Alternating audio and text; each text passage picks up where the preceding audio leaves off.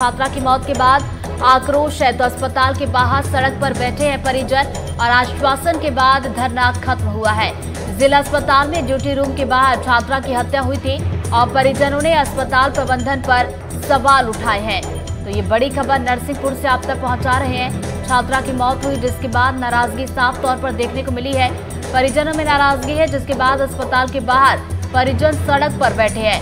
आश्वासन मिला है जिसके बाद धरना खत्म हुआ है। और जिला अस्पताल में बता दें कि ड्यूटी रूम के बाहर छात्रा की हत्या की गई थी तो परिजनों ने अस्पताल प्रबंधन पर सवाल भी उठाए थे।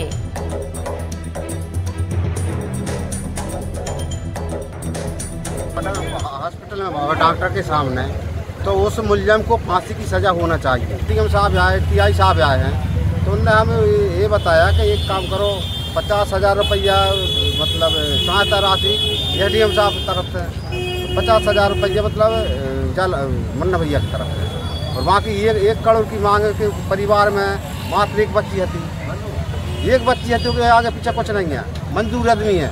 उस 1 करोड़ की हमने सहायता राशि मांग करी साहब ने तो साहब ने स्वीकार करी है। छात्रा का मृतका का पीएम हो चुका है। उनके पिता द्वारा जो है शासन से कुछ मांगे रखी गई हैं जिसमें मुख्य मांग ये है कि पीड़िता के परिवार को 1 करोड़ रुपया सहायता राशि दी जाए। इनकी मांग को हम शासन तक पहुंचा देंगे और तात्कालिक रूप से अभी उनको जो है 50,000 रुपये की सहायता राशि तात्कालिक सहायता राशि प्रदान की गई। तो आपको भी एक बार फिर से बता दें ये बड़ी खबर जहां पर ड्यूटी के दौरान छात्रा की हत्या की गई थी, मौत हुई थी और उसके बाद परिजनों में नाराजगी दिखाई दी थी और अस्पताल के ठीक बाहर सड़क पर परिजन बैठे थे, उनकी तरफ से विरोध जताया गया था। और ज्यादा जानकारी के साथ हमारे सहयोगी आशीष जैन जुड़ गए, सीधा उनका रुख करेंगे। आशीष, किस बात का आश्वासन मिला है जिसके बाद ये विरोध खत्म हुआ है?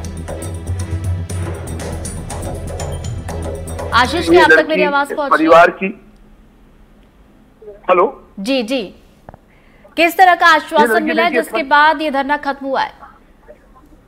देखिए, ये जो घर की एक इकलौती लड़की थी और जिस तरह से ये वाकया हुआ उसके बाद से पूरे शहर में ही आक्रोश है। परिजन आज भी धरने पे बैठे थे। इसके बाद एसडीएम पहुंचे हैं तो कुछ लोगों का ये कहना है, परिजनों को और आसपास के जो उनके लोग हैं पड़ोसियों का ये सबका कहना है कि एक बड़ी राशि इनको मौत के लिए प्रदान की जाए। 1 करोड़ रुपए की राशि कहीं ना कहीं सहायता के रूप में मांगी गई है और इसके साथ साथ जो आरोपी है उसको बड़ी सजा मिले, फांसी की सजा मिले, मौत की सजा मिले, इस बात का लेके प्रदर्शन चल रहा था। जिसके बाद एसडीएम पहुंचे हैं।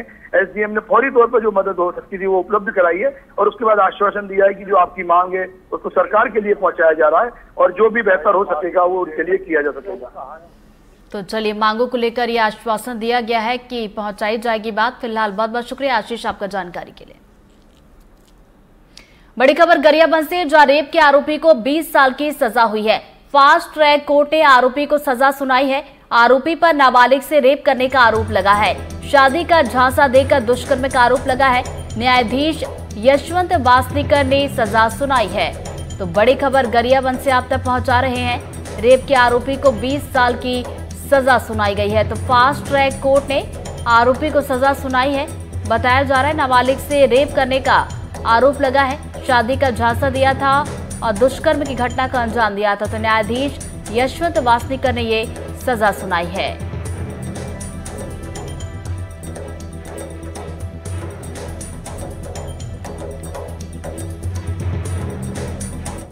बड़ी खबर मऊगंज से, जहां हाईवे पर लूट करने वाले गिरोह का भंडाफोड़ हुआ है। पुलिस ने 5 आरोपियों को गिरफ्तार किया है।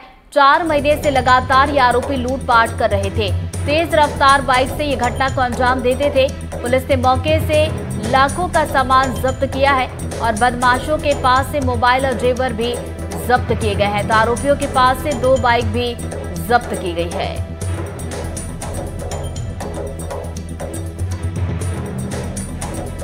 हमारी टीमें इस पर काम कर रही थी और उसमें एक गवर्नमेंट पुलिस को सफलता मिली और जिसमें एक गिरोह को हमने पकड़ा है, जिसमें 4 लोगों को हमने गिरफ्तार किया है और उनसे 2 मोटरसाइकिल और कुछ जेवरात और उनके जो मोबाइल फ़ोन थे जो स्नैच किए गए थे और उसके पास से कुछ आधार कार्ड वगैरह जो भी सामान गया था वो भी बरामद हुआ है। और ये चारों जो आरोपी हैं वो इरशाद, अरबाज और रोहित पटेल और सुनील सोनी। इनमें से 3 इरशाद और अरबाज और रोहित मोटरसाइकिल से वारदात करते थे और सुनील सोनी को भेजते थे।